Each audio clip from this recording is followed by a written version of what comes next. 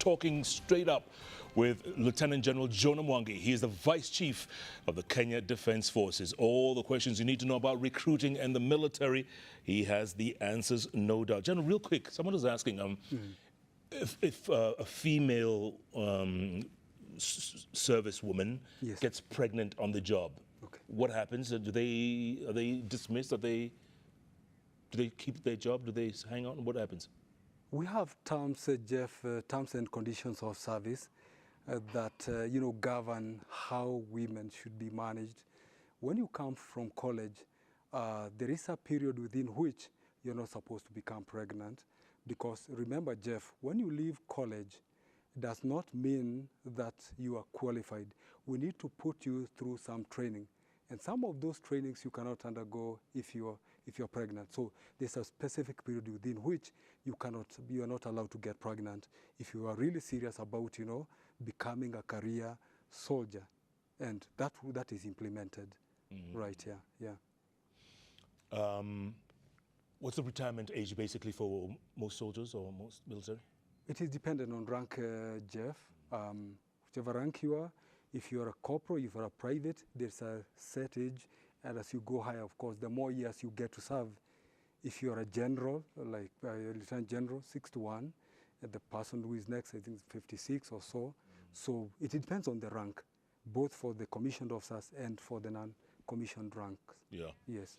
Since the commissioning of the university, yes, Defense University, right, are there scholarships given to cadets or to people who want to further their education? We are a very young university, but one thing I would like to clarify is that the students that we have are mostly government students. For example, the cadets that you have talked about, it is the Ministry of Defense that recruits and presents to the Vice Chancellor to train. Okay? If you go to all our the premier colleges, the National Defense College, the International Peace Support Training Center, the Joint Command and Staff College, all these are government students, and therefore all their requirements are catered for. And but we aspire in future, when we diversify our programs, we believe that we should be able to give scholarships if we introduce more programs than we have today. And there are many of them online. We're going to be able to give scholarships. But at this moment, remember, we're only 2 years old in that university. Yeah. I noticed in some embassies and high commissions around the world, there are what you call military attachés. Yes. What is that? Defense attaché or a military attaché, depending on which background you are coming from, is a person who is the eyes and ears of the defense system in the diplomatic space. He's actually the person who liaises or who advises our diplomats wherever they're deployed. They're the people who manage our officers and service members who go out for training. And if there's a communication from our counterparts, our allies, then it would go through their offices and they would be able to advise on what exactly is required. So it makes communication extremely easy. Right. Yeah. Excellent. Yeah. General, there's many questions from our viewers from across the country and around the world. We're going to go to the magic wall and see if you can answer some of them. Tweets coming in very thick and very fast. Alke Bulan K says, how come there's no online provision for application as a general duty recruit? Jeff, one of the reasons is that the general service duty recruits, there are so many of them, thousands and thousands of them. Really managing that space would be a challenge. And the best thing about a general service recruit is that they have a personal interaction with a recruiting officer in the team. And therefore, you're able to see for yourself who has presented themselves instead of, the task of, screening and going through verifying these applications, if you allowed the general service recruits to apply, it would be enormous. It will take forever. It will take forever. Yeah, yes. Yes. Roy T-Boy says, why does the KDF refuse to give out, quote, marking schemes used to pick out successful applicants?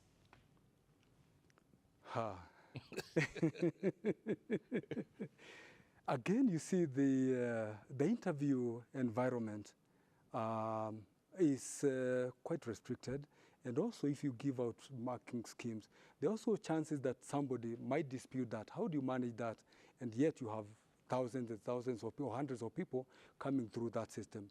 I think it is not manageable. It's not manageable at all. Yeah. But the good thing, Jeff, is that we will tell you we have not recruited you because of reason A, B, C, D. Right. Please go and you look will give into the reasons. Exactly.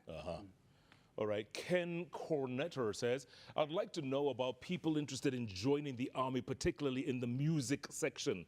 Can people with general music knowledge and supportive certificates be able to join the music section in the Army? It depends on the requirement. I think in the last recruitment, we brought in people who had a background in music because there was a requirement. Our recruitment is based on the establishment. If the establishment requires that we bring in people who have certain skills, including music, that is announced and that is advertised, and people will apply and get recruited. Yeah. Ken wants to be in the marching band. Yes. Nice. Dow says, my question is directed to Lieutenant General regarding men's mental health in the armed forces. What happens when a combat officer suffers from chronic trauma? Do they get discharged if their health becomes a threat to their service? We're talking about PTSD, right? Post-traumatic stress disorder and all that. Jeff, we have a very elaborate medical system that takes care of our people when they go out to the field and when they suffer certain conditions. Remember, when you join, you come as a healthy person. And therefore, we have a duty to take care of you in all these ways that you are talking about. Again, as you go to engage in combat, before it even gets here, it's a lot of counseling that goes into that. And you are also deployed with medical staff, counselors, and everybody. They are part and parcel of that. So we will not be victimized because you got in trauma, unless that trauma is a product of something, illegal that you did, then that will have an issue with it. But if it's a medical condition that has arisen out of the service, as a result of service, then that will be taken care of. Yeah. Yes. We get incidents, I know you read in the papers, police officers shooting their colleagues and turning guns on themselves. Does that happen where you are, or you're not supposed to tell us? Well, I may not tell you, but we don't have many of those. Perhaps because of the culture and the fact that there's a lot of comradeship within the defense forces. Remember, my survival is dependent on you. And therefore, there's quite a lot of, comradeship that is created over time. And for you to turn your weapon against a colleague instead of the enemy, that is something that needs to be corrected. But also, remember, Jeff, we are part and parcel of the society. We are fathers, we are mothers, we are everything. And we suffer probably the same social conditions that everybody else suffers. The only thing is that by virtue of our training, perhaps you are able to surmount some of those basic challenges that somebody else might have taken differently. So we cannot say that wouldn't happen. It does happen occasionally. But again, the management of troops, the command and leadership has got to be able to understand the troops. I need to be able, as a junior leader, I would be able to know who is this person, who is married to, who is his friends, and therefore I'm able to understand how can I manage you. And the setup again is such that we're able to, see when you have there's a deviation in your behavior, then I think we're able to detect that and address it where possible. Okay. Yeah. Julius Ngetich says, kindly ask the General if Form 4 result slips will be used in 2021 and 2022. KCSE candidates have not gotten their KCSE certificates.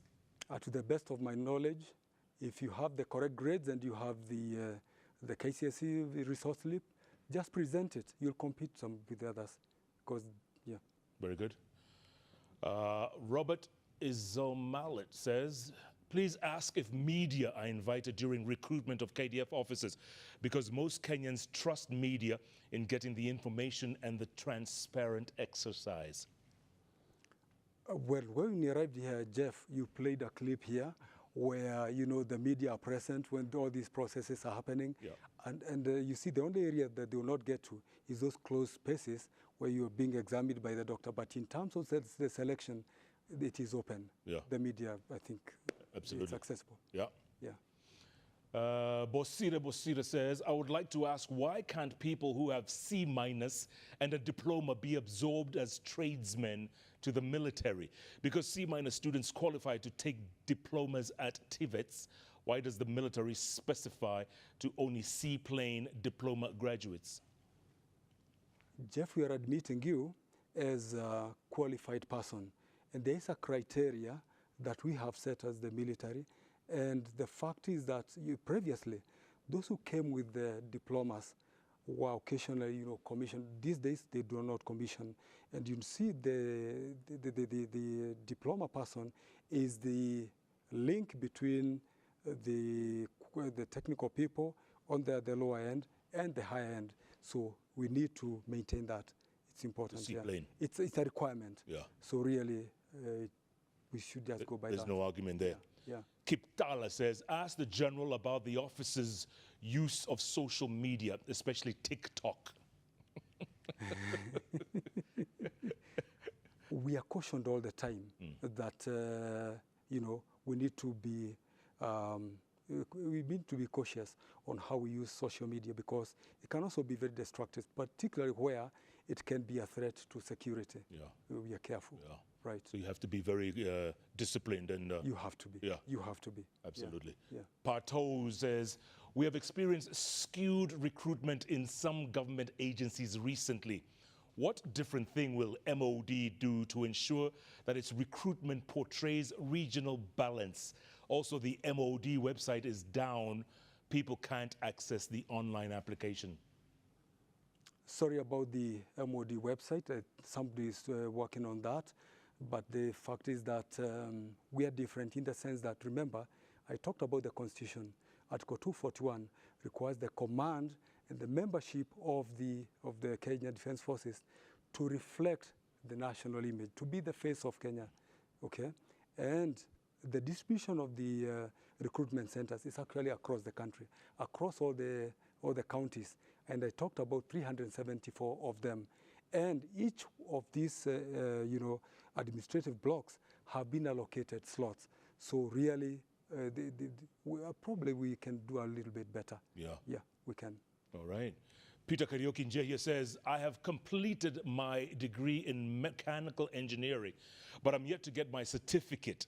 Will my letter of completion be sufficient for me to apply for KDF recruitment? I do not think so, Jeff, because the requirement is that you need to present your academic credentials, originals. So if you don't have that, I don't think you stand a chance.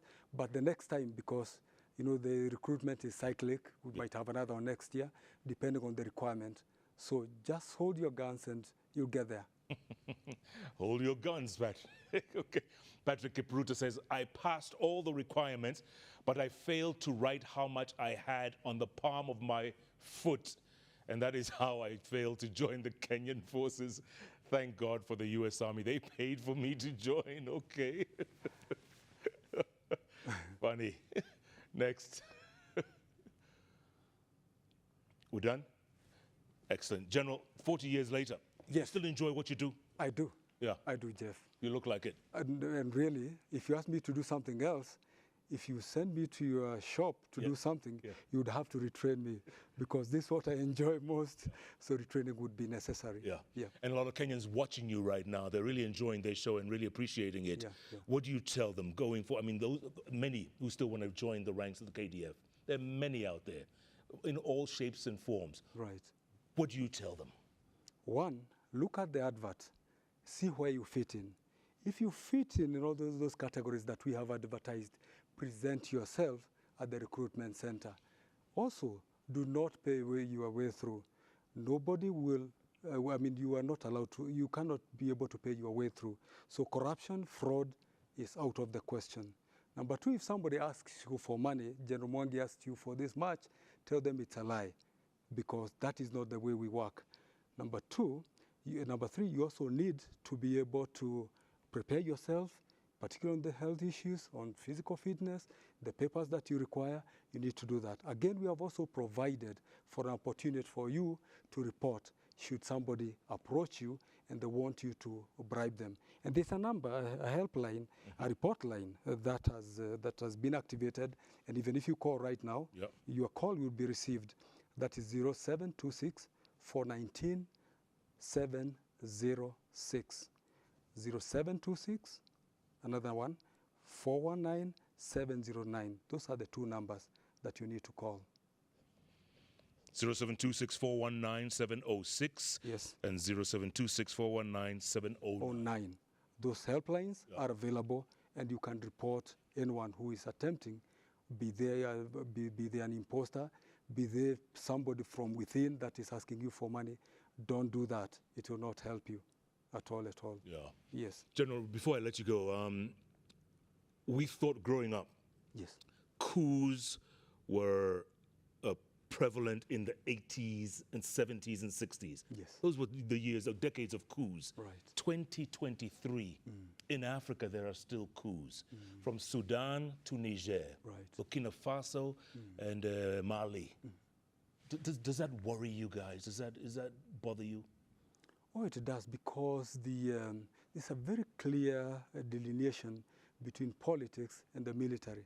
I think for us, we have chosen to remain on the professional side for all the reasons that there are, that, this division of labor. Let politicians do their work, let the military do their work of safeguarding the sovereignty and territorial integrity of their countries. I think that's what I would say. Again, also our culture, our discipline, our training, prevents us from, venturing into politics. Yeah. Yeah. Right. Absolutely. General, it's been a pleasure. Thanks so much for your time. Thank you very much. Really appreciate it. We are honored to be here today. All the very best. Asante sana. Asante. And I must also thank my country for giving me an opportunity to serve at this level. I'm so very grateful to my country and the leadership of this great country. And you've served it well, General. Thank you so very much. Congratulations. I try. Lieutenant General Jonah Mwangi. He's the Vice Chief of the Kenya Defense Forces. No doubt an officer and a gentleman. Thanks so much for being a part of JKLIVE. Remember, if it's Wednesday, it's all about those three letters on the keyboard that follow each other. JKL. Thanks so much for being a part of the show, folks. Good night, good luck. God bless Kenya.